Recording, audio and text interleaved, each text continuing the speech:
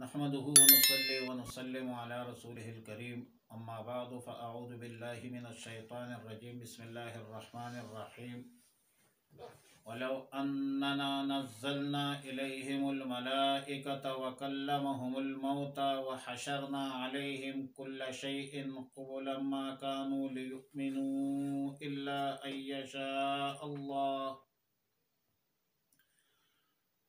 پارہ نمبر 8 سورہ انعام، رکوع نمبر 14، آیات نمبر 111، 112 اور 113۔ وَلَوْ أَنَّنَا نَزَّلْنَا إِلَيْهِمُ الْمَلَائِكَةَ،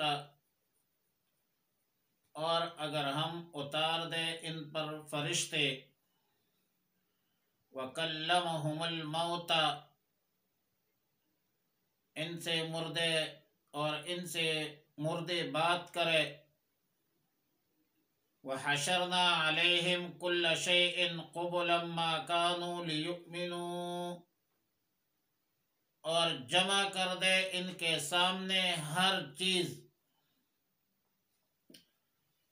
تو یہ لوگ ہرگز ایمان لانے والے نہیں، الا ان یشاء اللہ، مگر یہ کہ اگر اللہ چاہے، ولیکن اکثرہم یجہلون، لیکن ان میں سے اکثر جاہل ہے۔ وَكَذَلِكَ جَعَلْنَا لِكُلِّ نَبِيٍّ عَدُوًّا شَيَاطِينَ الْإِنسِ وَالْجِنِّ، اور اسی طرح ہم نے مقرر کی ہے ہر نبی کے لیے دشمن جو شیاطین ہے انسانوں میں سے اور جنات میں سے۔ یوحی بعضهم الی بعض زخرف القول غرورا، یوحی اے یوسوسو، وسوسہ کرتے ہیں بعض کو، ملمہ کی ہوئی باتیں فریب دینے کے لیے۔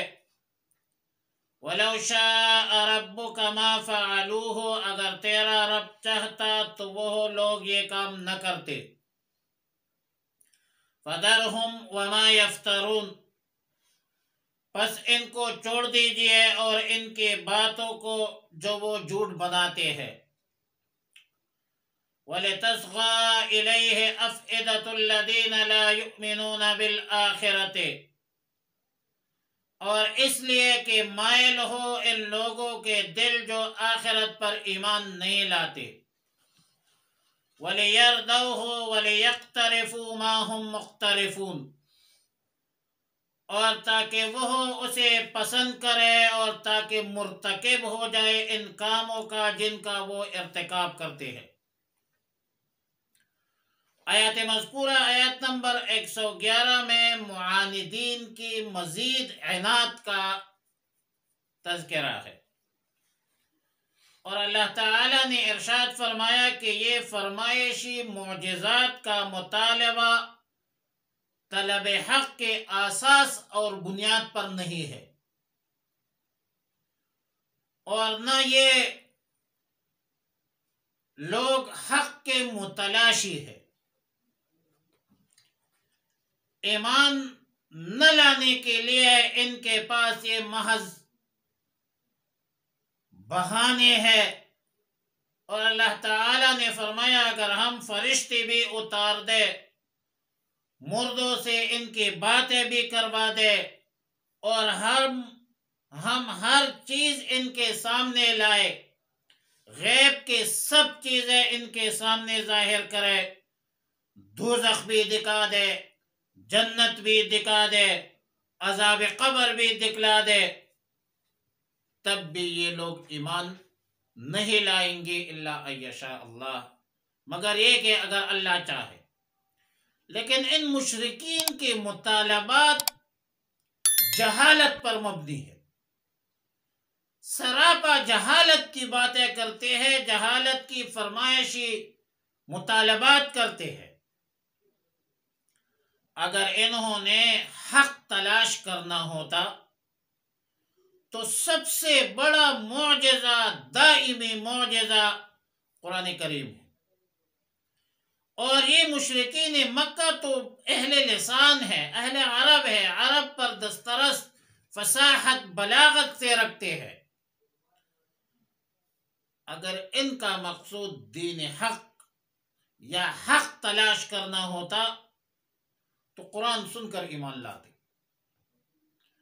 اور قرآن جیسے معجزہ کے علاوہ رسول اللہ صلی اللہ علیہ وسلم کی معجزات ایک طویل فہرست ہے.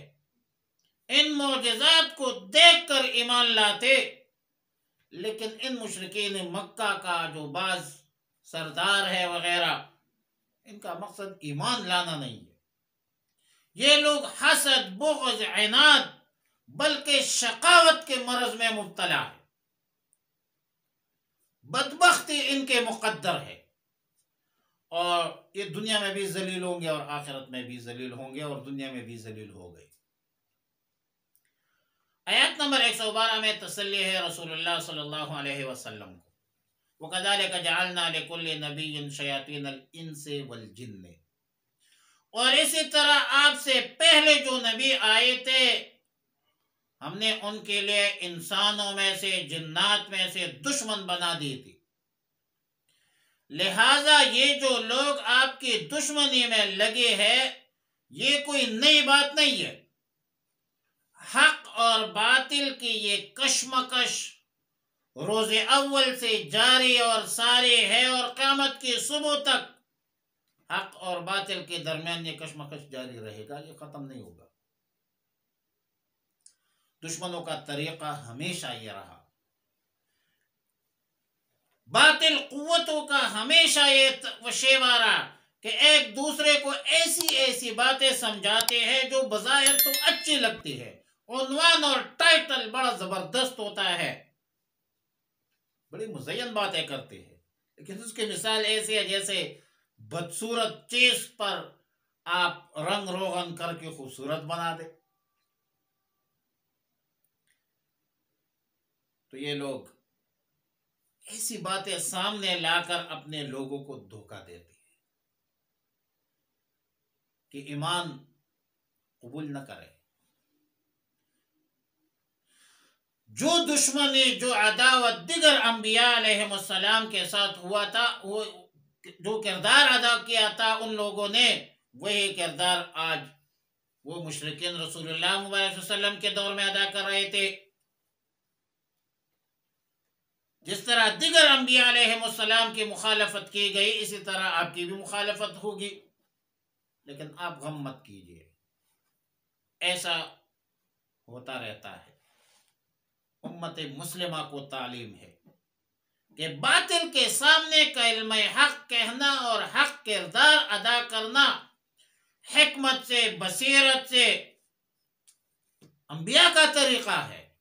لوگوں کو دین حق کی طرف، دین اسلام کی طرف بلانا، دلیل پر بات کرنا، یہ انبیاء علیہ السلام کا طریقہ رہا ہے. باطل قوت جو ٹائٹل، بڑا عنوان دیتے ہیں، مثلا عالمی طاغوتی طاقتوں نے امن کی بنیاد پر دنیا میں بدامنی پلائی. عراق میں پہلے امن تھی، امریکہ نے امن کے نام پر بدامنی پلا دی. لیبیا میں پہلے امن تھی. تو عنوان ان کا بڑا اچھا ہے، لیکن یہ غرور ہے، دھوکہ ہے. اور دوسری بات، معاندین اور باطل قوتوں کے افواہوں پر اور ان کے مخالفت سے مرعوب نہیں ہونا. پروپیگنڈا کرتے ہیں. جس دین حق کے تبلیغ اور اعلاء کلمات اللہ کے لیے انبیاء علیہ السلام نے قربانیاں دی ہے، جس طریقے سے انبیاء علیہ السلام، صحابہ کرام رضوان اللہ تعالی علیہم اجمعین نے دین اسلام، دین حق لوگوں تک پہنچایا ہے، امت مرحومہ، امت محمد عربی صلی اللہ علیہ وسلم کے ہر فرد کی ذمہ داری ہے کہ مخالفین، معاندین کے عناد اور مخالفت کی پرواہ کیے بغیر دین اسلام کی خدمت جاری اور سارے رکھ کے کسی بھی زاویے سے ہو، تبلیغ کے شعبے میں ہو، تدریس کے شعبے میں ہو، مدرسہ ہے، مسجد ہے، جمعیت علماء اسلام ہے، ختم نبوت ہے، اور آگے فرمایا وَلَوْ شَاءَ رَبُّكَ مَا فَعَلُوهُ، اگر آپ کا رب چاہتا تو یہ لوگ ایسا نہ کرتے۔ ان لوگوں کا وجود اور ان لوگوں کی مخالفت بہت ساری حکمتوں پر مبنی ہے، اور اس میں اللہ کی بہت ساری حکمتیں ہیں، لیکن آپ فکر مند نہ ہو۔ یہ جو کچھ افترا کر رہے ہیں ان کو چھوڑ دیجئے۔ ان مشرکین کی فکر، ان مشرکین کی ایمان کی فکر اور غم مت کریں۔ ان لوگوں کو مخالفت کرنے دو۔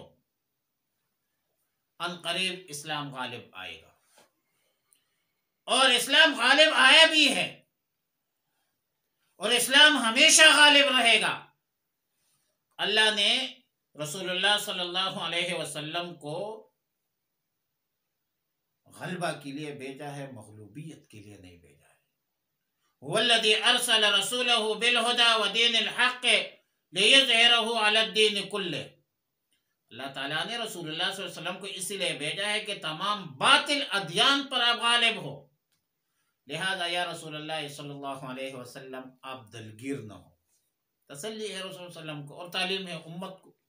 آیت نمبر 113 میں فرمایا وَلِتَصْغَى إِلَيْهِ أَفْئِدَةُ الَّذِينَ لَا يُؤْمِنُونَ بِالْآخِرَةِ، اور اسی لیے کہ مائل ہو جائے، وَلِتَصْغَى وَلِتَمِيلَ، ان لوگوں کے قلوب جو آخرت پر ایمان نہیں لاتے۔